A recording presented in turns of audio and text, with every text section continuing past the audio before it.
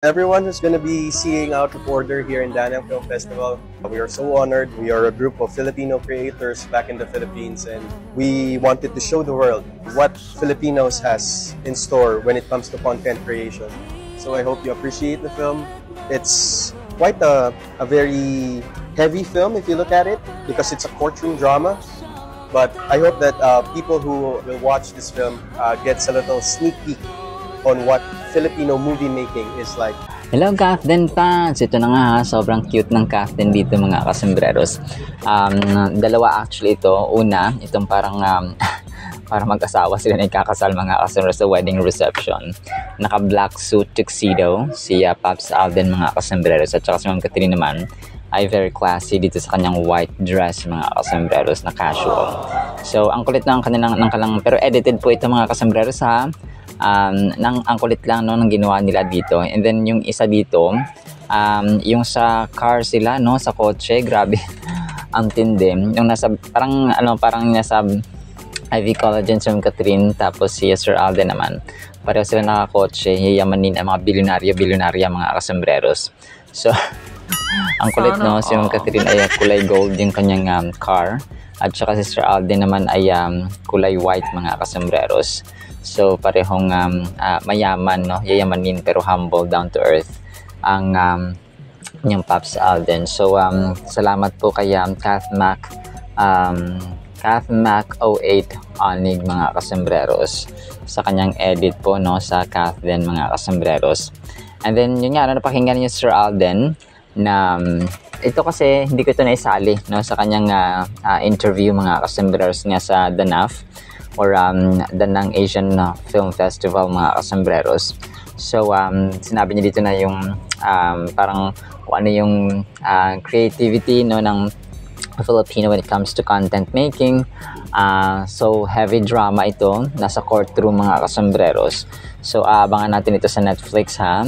Tapos wala din ako balita, parang ang nanalo yata rito is mga Vietnamese or ibang pelikula, pero ang ma-nominate no at maimbitahan Sir Alden sa Asian Film Festival na ito sa Vietnam ay sobrang achievement na po no.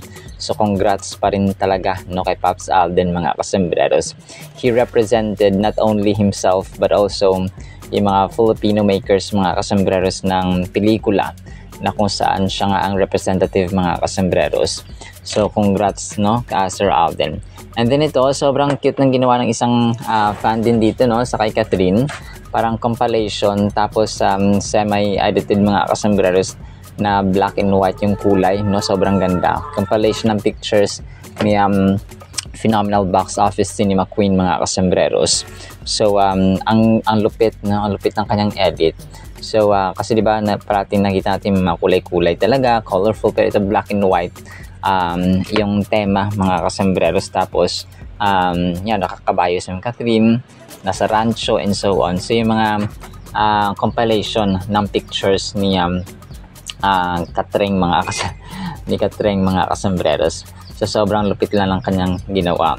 And then ito, no, congrats no sa Stars on the Floor. Nag-post sila mga kasembreros sa kanilang dito sa kanilang second week episode mga kasembreros kagabi, which was nangyari nga nung yung posting nila na to ay kagabi mga kasembreros, or kanina actually. Tapos yung second episode segment nga nila nung Sabado at Linggo 7:15 PM. So sabi dito ng Stars on the Floor Management, maraming salamat sa Out of This World Support Dance Universe. Worth it ang lahat ng pagod dahil sa pagmamahal ninyo. See you all again sa Stars on the Floor tuwing Sabado 7:15 PM sa GMA mga kasembreros. So tapos naka-highlight dito yung yung kanilang poster, and then yung mga kuha na sayaw doon nga sa segment mga kasembreros. So parang si Glyza, parang si Thea ata ang nakuha dito, at saka si Glyza maglalaban mga kasembreros, saka yung kanilang mga tandem. So yun po mga kasembreros, congrats no kay Pops Alden sa success ng kanyang dito ng kanyang show. And then ito, yung Oxycure ay parang magkaroon sila, actually kahapon ito, hindi ko na ihabol yung back to sale nila na buy one get one, tapos up to 50% off mga kasombreros na beauty products ay parang sila ng dito nag-promo ng skin rescue mga kasombreros, skin regimen mga kasombreros. So actually hanggang ngayon, no, July 6 to 8 mga kasombreros ang promo na ito na buy one get one. So ito yung mga items na pwede ninyong bilhin at magkakaroon kayo ng another extra free mga kasombreros na item po, no. Back to school duos ang kanyang title. And then ito mga kuha ni Sir Alden dito sa dito muna. Yung makuha pa niya, no, na picture sa mga fans. Yung nakakatuwa dito sa mga Pinoy kasi all around the world may Pinoy eh. Kahit saan ka pumunta, mapa Asia, Europe, mapa America, mapa South America, Africa, lahat talaga may Pilipino. Kung kaya yung mapa fandoms ng Pinoy kapag ikaw ay sikat talaga dito sa Pilipinas tapos nakarating ka na ibang bansa tulad ng Kathleen, no, ng Hello Love Again, talagang kahit saan dinumog mga kasombreros sa sinihan. Lalong-lalo sa Amerika, talagang first time na maabot ng milyones na dolyar mga kasombreros ang kanilang doon, nas number 8 pa sila na spot mga kasombreros sa pinapanood ng maraming tao doon. So nakakatawa dito sa mga Pilipino kasi halimbawa nakaasawa sila ng foreigner. So kayatin din lang manood, kayatin din lang pumunta dun sa venue. So tulad nito, Briton yata itong kasama ni ate, tapos niyaya niya picture. So kaya Sir Alden nga mga kasombreros na sobrang legit, no, na naka eyeglasses at saka naka jacket mga kasombreros. Sunglasses pala ito, no, sunglasses mga kasombreros. So ayun po, parang barrio fiesta nasa likod, pero parang alam yung kasalan sa barrio mga kasombreros or sa barangay na may dito, may pangalan sa likod at may design.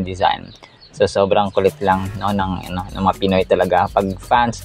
Kaya napapansin ko yung mga tao din sa yung mga artista, yung mga singers, mga banda, parati pabalik-balik sa Pilipinas kasi yung mga Pilipino talaga ay the greatest fans in the world, no, sabi ni Ma'am Catriona Gray. And even greatest singers din, no, sa buong mundo ang mga Pilipino mga kasombreros. So pero yung mga fans talaga number one kasi kahit na sino ang pumunta dito ay talagang tinatangkilik yung kanilang mga minsan inuuto-uto na lang yung mga Pilipino. Kasi kahit pag Korean dito pumunta, sige, yung Mo Arena punong-puno. Tapos yung kahit mga Amerikano, mga European na mga banda, mga sikat na artista, talagang punong-puno yan mga kasombreros, no. Minsan grabe kayang gumastos ng mga Pinoy sa mga tickets na pagkamahal-mahal para lang makapapunta sa so grabe ko, kaya pabalik-balik din yung So parang sila din nainganyo na bumalik-balik sa Pilipinas kasi nga ay sold out parati ang tickets, no, para maraming income. So kumbaga pa yung fandoms ng Pinoy talagang so minsan nasusobrahan lang, no, na parang inuuto na tayo ng mga the kidding aside mga kasombreros ay ganun po, no. And then ito, no, prayer ni Sir Alden, of course, hindi mawawala. Sabi niya dito, ang verse na kanyang shinare mga kasombreros ay Romans chapter 8 verse 6. The mind governed by the flesh is death, but the mind governed by the spirit is life and peace. Amen and amen. Actually, nakaraan pa ito, hindi ko na isali mga kasombreros. Amen, Pops Alden, sa word ni Lord, no. And then ito, compiled ng isang Alden admin mga kasombreros, yun nga, no, ang bakasyon ng Fulkerson family dati sa Amerika, tapos sa London naman mga kasombreros, no. And meron yata sa Korea, tapos sa Vietnam hindi nakasama pero yun nga, talagang nakakatuwa itong mga ganap ni Sir Alden. And nagpapasalamat tayo kasi sobrang active din mag-post ni Sir Alden mga kasombreros. And then ito, itong fan na ito mga sobrang nagagandahan siya. Kaya Ma'am Catherine mga kasombreros, siya, radio DJ mga kasombreros. Hindi ko alam yung pangalan niya, pero Pero sikat din ito mga kasembreros. So parang sobrang ganda siya kay Ma'am Catherine mga kasembreros. Sabi niya parang kahit na nasa crowd, nasa maraming tao, nagsa-stand out talaga yung ganda niya mga kasembreros ni Ma'am Catherine. So alam ko ano to parang sa ABS-CBN na or basta siya, radio DJ mga kasembreros. So yun po humanga siya na pinakamaganda daw artista na para sa kanya mga kasembreros. So ang cute lang ni Ma'am mga kasembreros. And then ito, throwback ito mga kasembreros ha. Ang kulit si Sir Alex sa Itbulaga ito, dati pa pala talagang gusto niyang aralin yung pagdidirect mga kasembreros. Kaya siya ito may hawak siya na, hindi, direct ko siya floor director or cameraman lang dito. Pero po may hawak siya na camera na tapos parang may headset na ginagamit sa pagsushoot nga mga kasembreros. Alright, so yun actually sa ating Kathleen items ha. Sana po ay pakinggan po natin ang Word of God, and today is July 8th.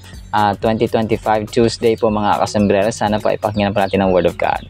At para po sa ating Word of God ay harsh ito mga kasembreros ha, pero kapupulutan ng aral. Ang title, Walang Utak. Sorry po.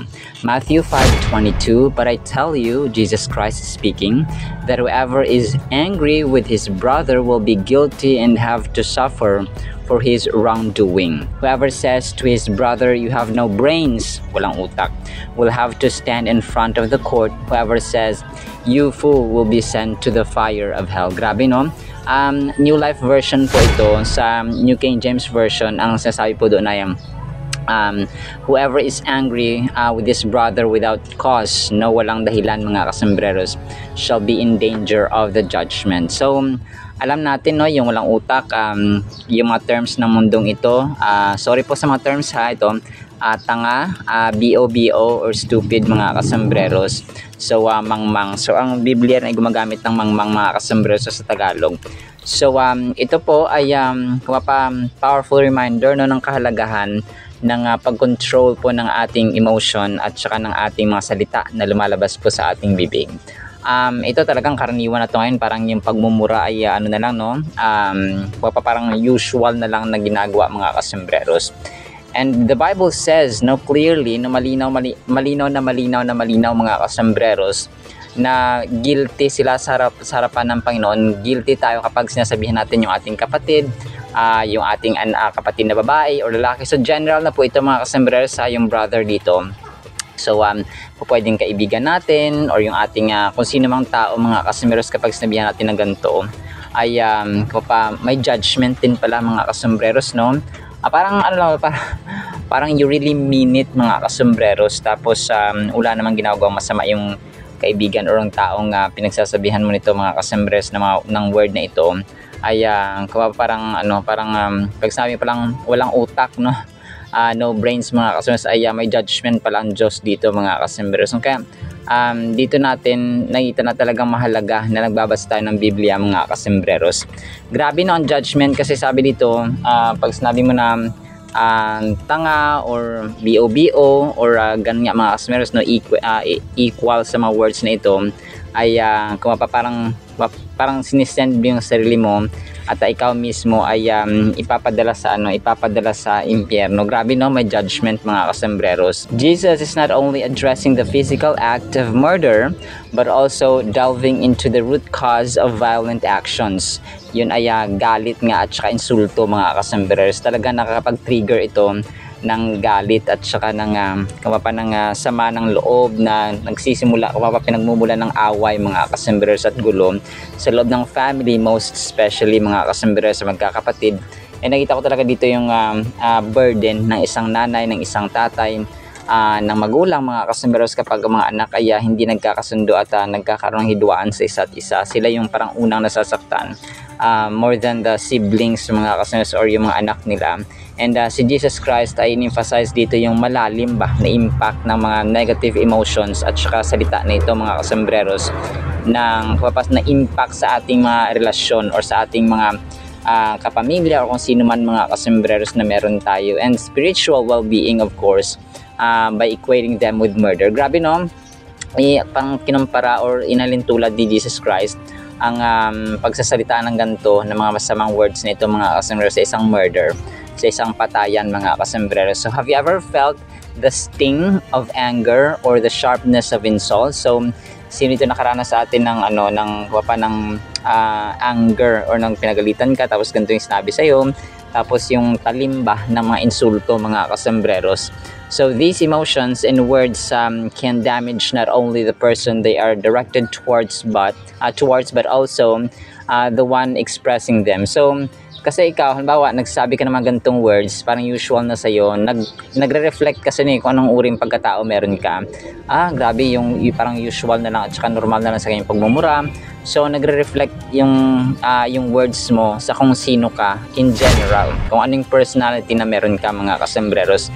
So, your behavior will determine who you are. Your character will determine who you are.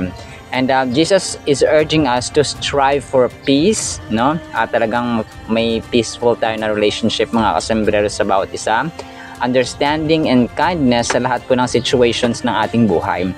Kahit na tayo po ay minsan humaharap sa provocation or conflict, kasi minsan na natitrigger ka talaga na parang may mga times talaga kasi tao lang tayo. May mga times talaga na tayo po ay nadadala ng galit, nadadala ng emosyon. So ang tendency ay nawawala tayo sa ating control, nawawala tayo sa ating normal na mood mga kasembreros. Instead of letting anger and insults fester within us, we are challenged to address and overcome them through forgiveness and empathy. So kailangan magpatawad mga kasembreros, no? Kasi mga sobrang sakit kasi nito, minsan mas masakit pa yung verbal abuse kaysa sa physical abuse mga kasembreros.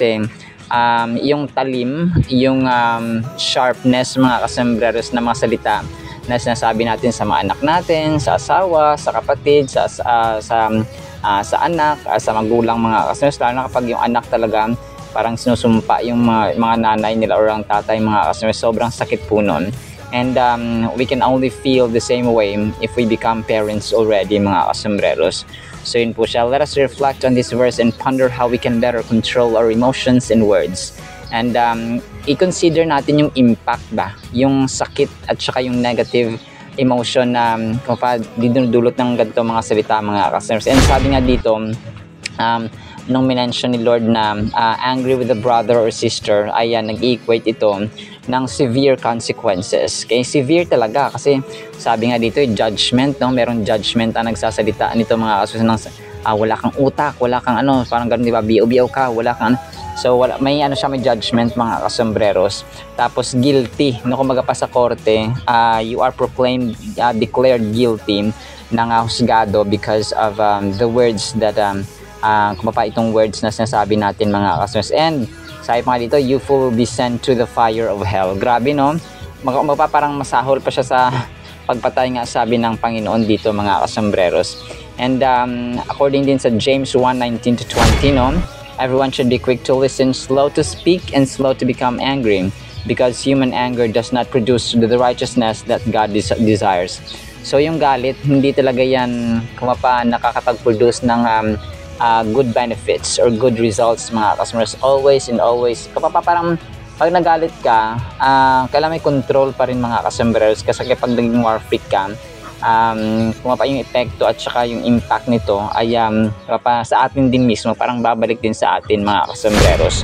So kung kaya tayo po ay tinuturuan dito ng Panginoon na kontrolin, no, by love, no, isipin natin yung mabuting ginawa ng anak natin, asawa, kapatid, magulang, and so on, para maiwasan natin yung gantong uri ng emotion mga kasembreros na nagiging pugnacious tayo in a wrong way. Kung pugnacious or belligerent tayo or warlike, no, ganun siya mga kasembreros. Ang pugnacious po ay ganun, parati kang gusto makipag-away o parang gusto ng trouble parati, kasi nga you're not controlled mga kasembreros by the spirit, by empathy and love mga kasembreros. So sa ating conclusion or sa ating final thought mga kasembreros, so yung pag-address ng anger issues, no, talagang itong anger issues na ito mga kasembreros ay minsan mahirap talaga kontrolin kapag nag-involve sa ating involve natin yung pagiging maalam ba sa ating mind, sa ating thoughts and emotions mga kasubreros. Kasi napaka-essential po nito, no, para i-monitor po natin yung ating internal reactions sa situation na pwedeng mag-trigger ng galit, at saka i-develop natin yung patience and compassionate attitude mga kasubreros over anger and pagiging yung words natin ba na hindi para sa iba nga slander, di ba? Yung nagsasalita ka ng masama at masakit mga kasubreros, verbal abuse. So the verse highlights the importance of resolving conflicts and reconciling with others before they escalate into situations of anger and animosity. Kasi dito nagsisimula parang apoy na maliit pa lang, tapos hindi na apula, hindi na reconcile, hindi nagkaroon ng kapayapaan sa bawat partido. Pag tumagal na ay pwede magpatayan, nagiging kaaway na at kalaban yung tingin nila sa isa't isa. May mga kapatid at saka mag-asawa, magulang, anak, mga kasembres at mga magkaibigan na nagiging magkaaway yung tingin sa isa't isa because hindi sila na-reconcile in love, in compassion, forgiveness, and empathy mga kasembreros. Kasi sabi nga na sa mga bashers natin, parang life is too short para maging bitter tayo. Life is too short para maging harsh tayo. Life is too short para hindi natin sundin ang kalooban ng Panginoon at hindi mag-spend time sa pagbabasa ng salita ng Panginoon na pagkain po ng ating kaluluwa. Alright? So life is too short para hindi maging masaya. Kung kaya let's choose to be happy in a positive and right way po mga kasembreros. Alright, sinaman po in the meantime nawa po ipagpalain po tayo ng pag-ibig, pananampalataya at pag-asa in the mighty, holy, sweet, magnificent source of empathy, source of forgiveness, source of reconciliation, source of peace, and source of love, Jesus Christ. And everyone said, Amen and Amen. See you sa next segment mga kasembreros, and paalam po. I love you.